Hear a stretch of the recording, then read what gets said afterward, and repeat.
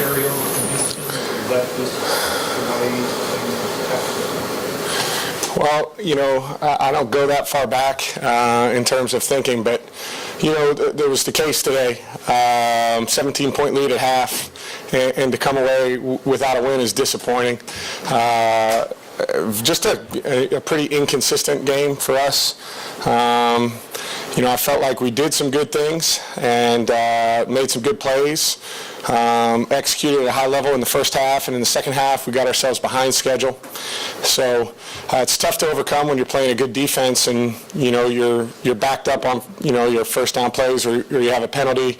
I think the second drive, maybe in the second half, we're in field goal range, kind of worked our way out of field goal range. So when you're playing in this league and against good defenses and against good teams like this, you have to come away with points in those situations. I think that was what led to it today. I can't really speak for what has happened before. Matt, what happened in the second half? What did they do to adjust and shut you guys down? Well, I thought, we put ourselves behind schedule. First drive of the second half, I think the first play we, got backed up with a sack and did a good job on second and third down. But, we're a little bit too far behind the chains to come away with the first down. So that was just an execution standpoint. And then again, on the, maybe it was the second drive of the second half, we got into field goal range. We were down there in field goal range, moving the ball, penalty, and another sack, and we kind of, got out of a spot where we could, put points on the board. I think that was critical early. I thought we did a nice job at the end of the game, getting down into giving ourselves a chance to win that football game, and just a disappointing way that it ended. Then on the last throw to Hooper, what was your vantage point on that? And how tough was it losing it on the interception after you all were trying to cut those down? Yeah, it's always disappointing when you don't get the result that you want, when you fall short. Thought we did a nice job of executing to get ourselves down into that situation. Felt like I made the right read in that situation, put it where I wanted to, and that's how the game goes sometimes. So disappointed with it, but we're going to continue to battle, and I think we'll be better for it, and hopefully more mentally tough and physically tough as a football team moving forward.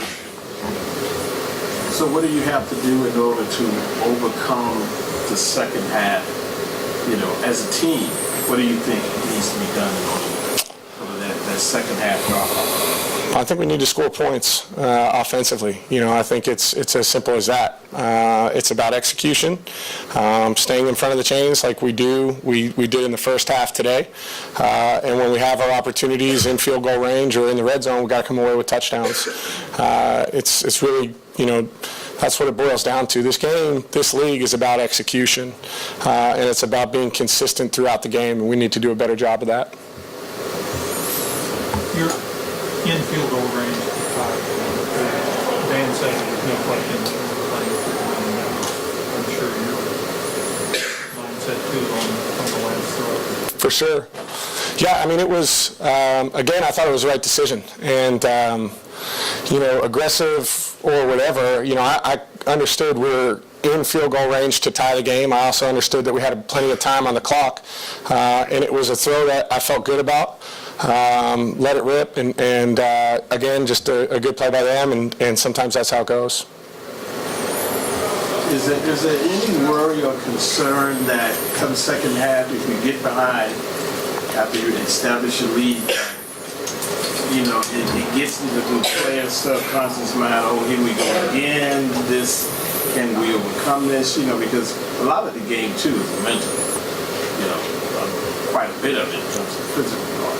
Yeah, for sure. That's one of those things that we talk about, staying aggressive all the time, and that's something that we need to do a better job of as a team this year. It's just we've had, an opportunity this week in the second half to play with a lead, and trust me, it's disappointing whenever you lose, and it's, disappointing when you have a lead and it gets away from you.